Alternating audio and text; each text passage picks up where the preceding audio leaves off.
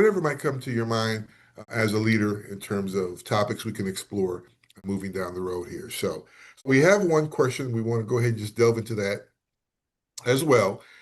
And from this particular participant, they stated, I agree that leaders need to address conflict. But what do you do when the conflict is with your boss or someone above you? And speaking up could cost, again, you your job. What do you do? Do you just be quiet? Do you avoid it? What happens? What should you do? So, Dr. Sherman, let you take us first swing at that, and then Dr. Loretta, and I'll add anything else to that as well. So, Mhm. I think first thing you do is a power analysis. okay, all right. And I think you started, the person said that they are outpowered in this relationship. And so then we have to think about like, what is it worth? And how significant? I think we have to sometimes choose based on impact. And last month we were talking about values and we were talking about Mhm, ethics. Sometimes conflicts are really about big, important things, and mhm, sometimes conflicts are not. And so, is it worth the engagement to begin with? And I think we have to look at our influence. Is this a situation that I think I can influence? And what is my role?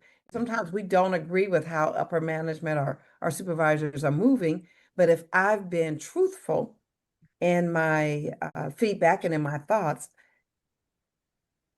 is it really do I own the decision? Do I have the authority to make the decision? And did I do my role by simply being willing to lean in and share my truth about what I think, and then recognize and understand my position in that chain of command as to the authority that I have or don't have to really carry the decision over the threshold or over the line or however we want to put it. So what do we do? I think you analyze what's your role, what's your authority level, what's the impact of speaking up or not speaking up, what's it worth, what's the consequences you're willing to suffer.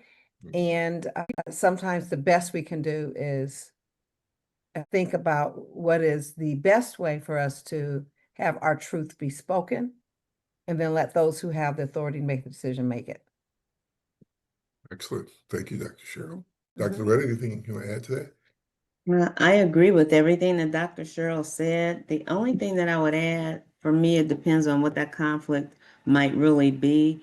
If Mhm. it's something that there's unfair treatment to someone or something that's unethical, I'm a firm believer in document and then document some more. So just keeping that good information, because you might end up being the whistleblower, but it might be necessary. So it really depends on what the conflict is. But I truly agree with everything Dr. Cheryl said. And likewise, Dr. Loretta, I agree too with the documentation and Mhm. again, what's it worth? Hmm. Mhm. Mhm. Yeah. And I have to agree with both of you doctors. I think, for me, it's about choosing the right moment too, right? And method. I think more of a private, calm conversation. Stick to your values, remind yourself of your Right. values. Also remind yourself of the non-negotiables. What are you not willing to negotiate Mhm. in terms of speaking up as well? But I think making it private versus Mhm. public, some people are a little bit disconnected when they start to make those public comments.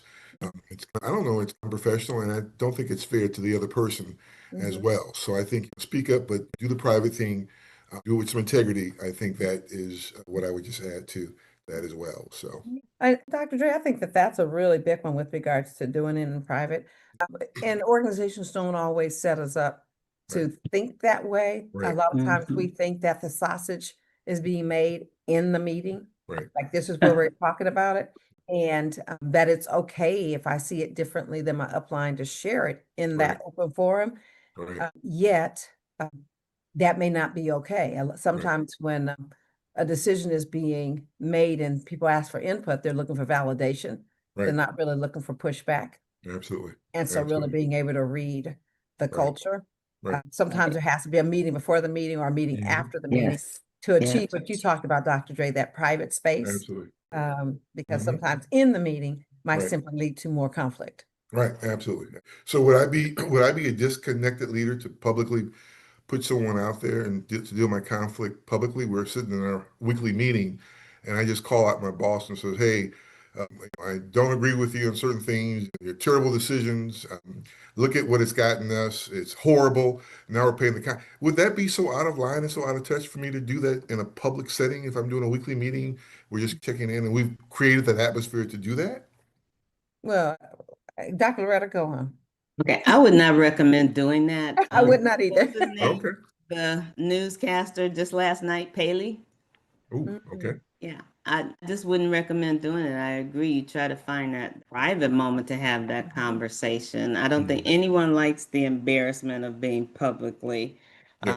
told off. So I would not recommend it. Even Yeah. if they do say that's the environment. I agree with Dr. Sherrill. Sometimes people just want validation. They don't really want your input. So Yeah.